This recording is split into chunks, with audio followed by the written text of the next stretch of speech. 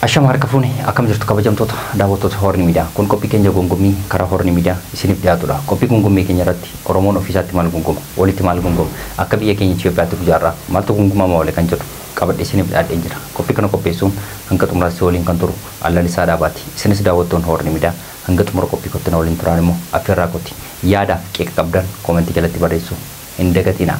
Miidiyaa kanammoo like subscribe gochuun uummata bira akka ga'us Nolin tura.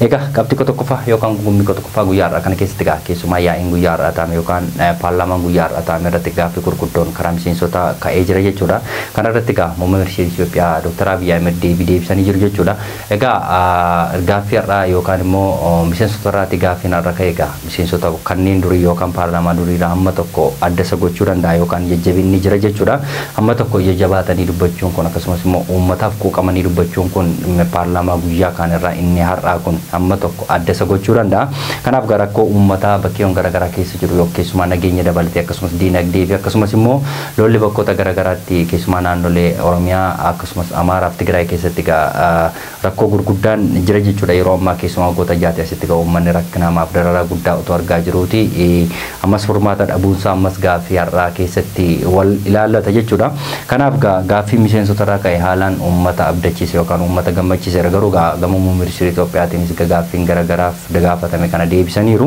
Egaa gaaffii tokko faa yookaan immoo gaaffiin amma tokko guyyaa irratti gaafatame keessumaa rakkooni keessumaa bakkeewwan garagaraa keessatti kan nageenyi dhabamuun kun egaa adda durummaatiin ka'ee jira jechuudha guyyaa irraa. Akkasumas diinagdee dabalatee keessumaa gama biyya keenya keessatti rakkoon diinagdee akkasumas qaala'insi jireenyaa hojjettoota mootummaa irraa kaasee hanga qotee bultootaatti rakkina hamaaf saaxilee jira jechuudha. Kanaaf akkasuma diinagdee dabalatee akkasumas industirii dabalatee akkasumas bakkeewwan garagaraatti xaawwan dhabamuu fi akka sarara darbee immoo amma akkuma naannolee garagaraa Amaara Oromiyaa fi Tigraay keessatti nageenyi dhabamee amma rakkina hamaaf saaxilamaa jiraachuun ni mul'ata jechuudha. Sarara darbee ammas waa'een Eertiraa fi Itoophiyaa gidduu kana waggoota muraasatti wal gaarreeffannaa irra turuun ni yaadatama. Isaafis muummee ministeera Itoophiyaa gaaffii kanaaf deebisanii jiru jechuudha. Egaa gaaffii miseensota irraa ka'ee keessumaati keessuma paartiin badhaadhaa yookaan bilisiginna waggoota jaati asitti ergati keessuma Dr.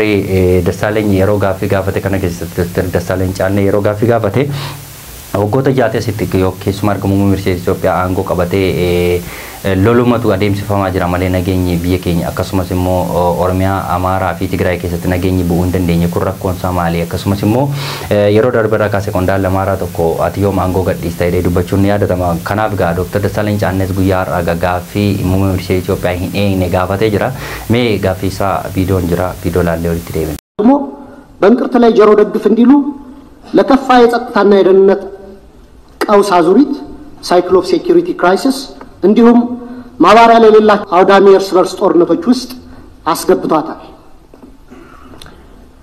ኢህአዴግ አምባገነናዊ ልማታዊ አገዛዝ ነበር።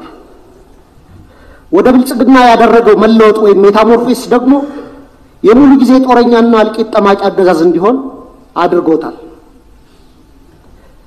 በመደማመጥና ሰጥቶ መቀበል መርህ ላይ ተመስርተን አገራዊ ልዩነቶችን በማጥበብ ሁሉን አካታች ወደሆነ ማህበረሰባዊ መግባባትና ፖለቲካዊ ስምምነት ወይም ፖለቲካል ሴትልመንት ከማምራት ይልቅ ብልጽግና ፓርቲ በሚከተለው ጠቅላይ አገዛዝ ወይም ቶታሊታሪያን ሊደርሺፕ ምክንያት ሰላም ከራቀን ከራረም ባለፉት 6 ዓመታት በኦሮሚያ በትግራይ አማራና አፋር ዛሬም ድረስ ደግሞ በአማራና በኦሮሚያ ክልሎች በቀጠለው ጦርነት የዳህር ሷደርና ከተሜው ልጆች በሁሉም በኩል እንደ ቅጠል እየረገፉ ነው።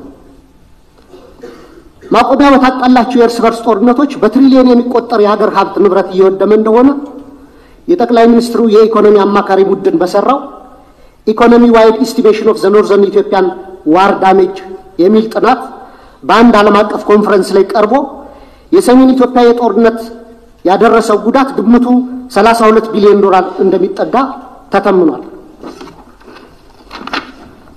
እንዲሁም የዓለም ባንክ በ2022 ኢትዮጵያ ዳሜጅ ኤንድ ኒድስ አሰስመንት ብሎ ባወጣው ሪፖርትም በሰሜን ኢትዮጵያ ጦርነት የደረሰው ጉዳት ግምት 28 ቢሊዮን ዶላር ያደርሳል። አማካይ ግምቱ 30 ቢሊዮን ዶላር ነው ማለት ነው። ባለፉት 6 ዓመታት እስከ ዛሬ ድረስ ደግሞ በአማራ በኦሮሚያ በቤንሻንጉል ጉሙዝ በደቡብ ጋምቤላ አፋርና ሶማሌ ክልሎች እየተካሄዱ ያሉ ጦርነቶችና የእርስ በርስ ግጭቶች የጉዳት ግምት ከሰሜኑ ጦርነት ጋር እኩል አድርገን 30 ቢሊዮን ዶላር ምሁራዊ ግምት ብንወስድ ጠቅላላ ግምቱ ወደ 60 ቢሊዮን ዶላር ወይም በሰሞኑ የባንክ ምንዛሬ በ130 ብር ሲሰላ 7.8 ትሪሊየን ብር ገደማ ነው።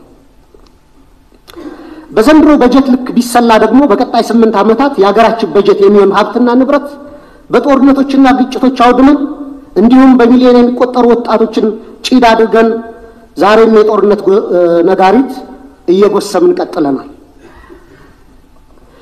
የዚህ የእርስ በርስ መጠፋፋት ጉዞ ውጤትም የተባበሩት መንግስታት የልማት ፕሮግራም ባወጣው የ2024 ግሎባል መልታይ ዳይሜንሽናል ፖቨርቲ ኢንዴክስ ፖቨርቲ አሚድ ኮንፍሊክት ሪፖርት እንዳመለከተው 72% ወይም 86 ሚሊዮን ኢትዮጵያውያን በድህነት እንደሚኖሩ ይፋ አድርጓል።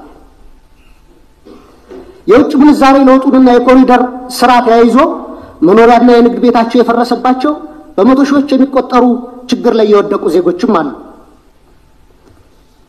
ከቅርብ ጊዜ ወዲህ ደግሞ እንኳን ከኑሮ መሰረታቸው የተነቀሉት ይቅርና ስራ ሰርቶ በላባቸው የሚኖሩ ኢትዮጵያውያን ጭምር የኑሮ ውድነቱን መቋቋምና ልጆቻቸውን ማሳደግ ተስኗቸዋል።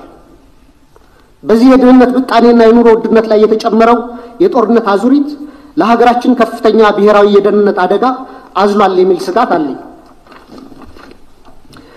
በሰብአዊ መብቶች ጥበቃ ረገድም የተባበሩት መንግስታት ድርጅት የሰብአዊ መብት ኮሚሽን በኢትዮጵያ ላይ በቅርቡ ባወጣው አፕዴት ኦን ዘ ሂውማን ራይትስ ሲቹዌሽን ኢን ኢትዮጵያ ጁን 2024 ሪፖርት በሀገራችን ላይ እየደረሰ ያለውን ከፍተኛ ሰብአዊ መብት ጥሰት በዝርዝር አቅርቧል።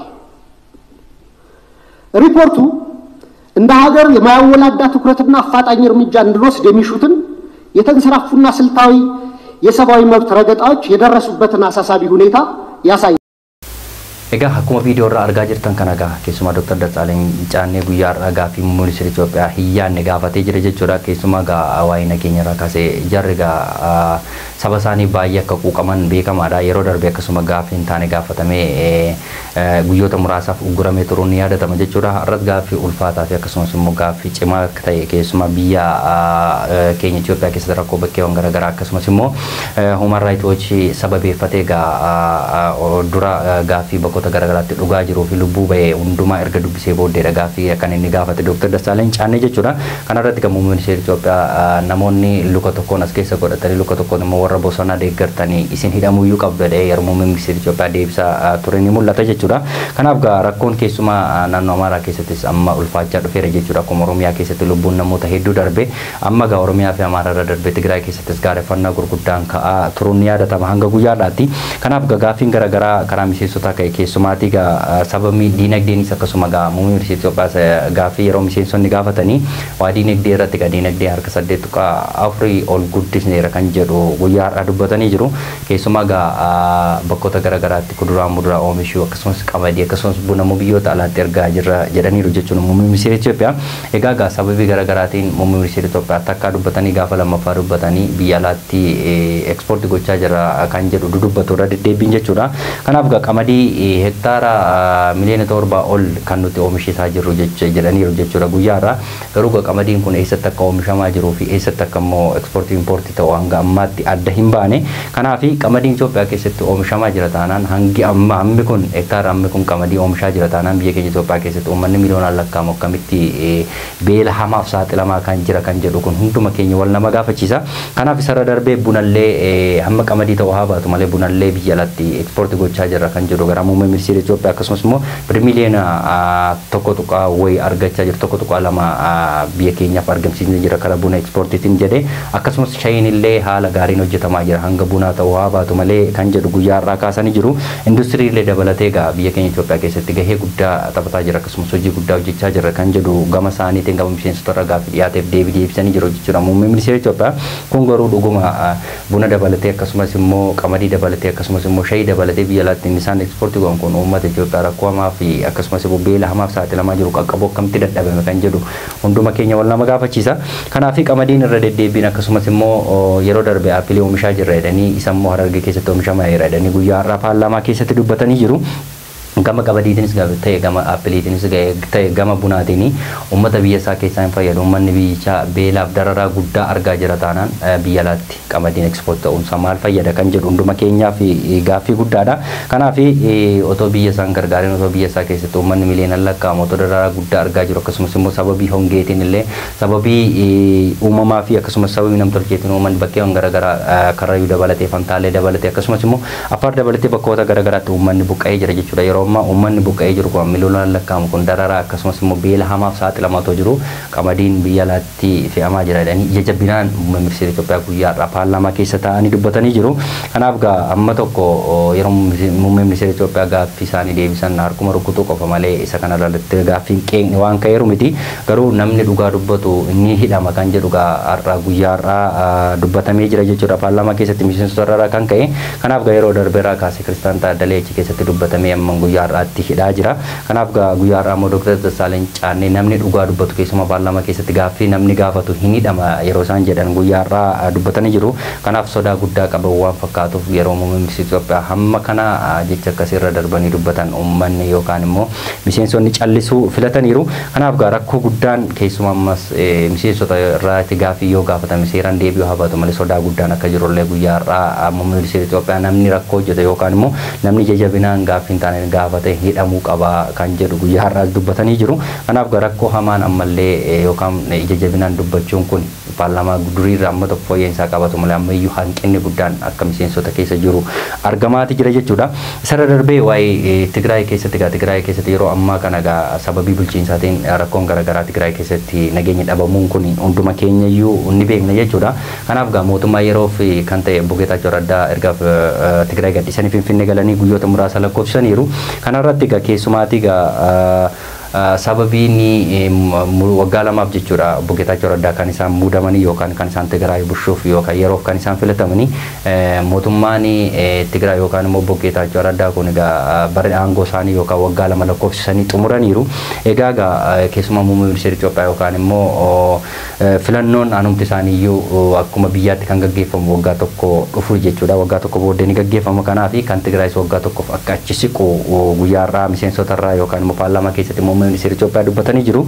Kanaaf waggaa tokkoof inni achi butamu gaa namni bakka bu'u hanga ammaatti hin baramne Obbo Geetaachoo Raddaatu waggaa tokkoof bulchamoo nama biraa yookaan immoo miseensota isaanii akkasumas immoo jeneraalii Taaddasee Warradeetu bulcha kan jedhu guyyaa har'aa adda hin baane garuu marii guddaarra jira yookaan marii illee xumurreera gara fuulduraatti adda waan baasne isinitti himnu ta'a kan jedhu ministeera Itoophiyaa guyyaa har'aa dubbatanii jiru.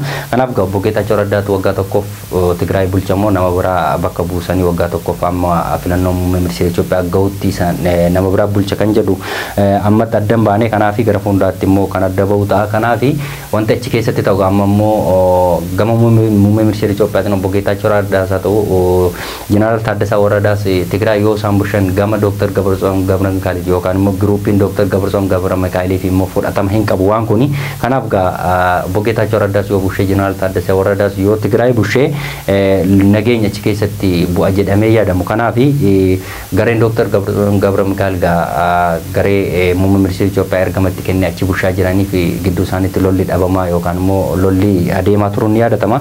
Kanaaf gaa nama biraas filanis Obbo Geetaachoo Raddaa Tigraayitti erganis gaa nageenyi Tigraay keessatti bu'aa kan jedhu hunduma keenyaaf gaaffii guddaa ta'a. Kanaaf waan Tigraay keessa jirus walumaan kan laallu ta'a. Ittaansee waa'ee Eertiraati guyyaa har'aa gaaffiin kaa'ame jechuudha.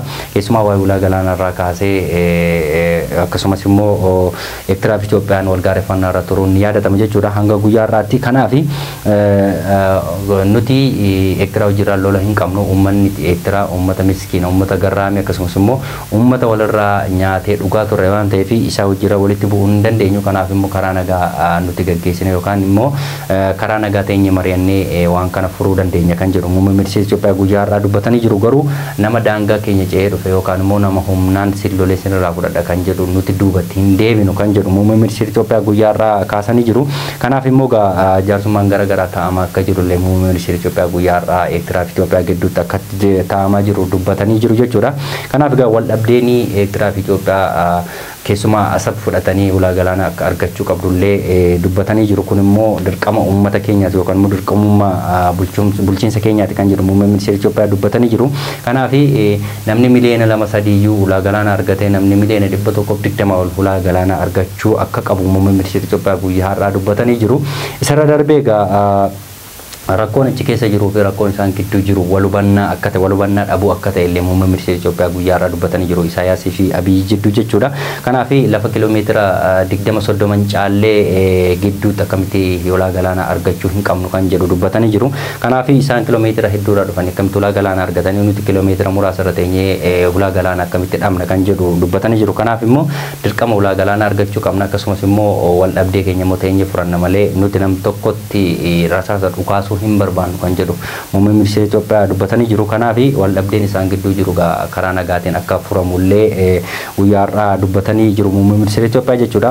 Akkasumas immoo Oromiyaa keessatti keessumaa waraana adda bilisummaa Oromoo jiraan mariirra jira kan jedhu muummeen ministeera Itoophiyaa guyyaa har'aa dubbatanii jiru. Mariirra jiraachuun kun gara deddeebiin dubbatamaa turus hanga ammaatti wanti qabatamaan lafarratti hojjetamee hin jiru. Kanaaf uummata doofaa fi uummata waan beekne uummata barumsa hin qabnetu nu waraanaa jira kan jedhu guyyaa har'aa dubbatanii jiru. Keessumaa immoo biyya keenya keessatti nageenyi dhabamuun kun aadaadha yookaan immoo barmaatilee durirraa kaaseedha waan ta'eef kun akka salphaatti wanta fooyya'uu danda'u akka salphaatti immoo wanta waliigalamee biyya keenya keessatti Itoophiyaa keessatti nageenyi bu'a jedhamee yaadamu miti. Kanaaf aadaa durirraa baratamaa waan dhufeef namni hunduyyuu qawweetti amana kan jedhu guyyaa har'aa dubbatanii jiru.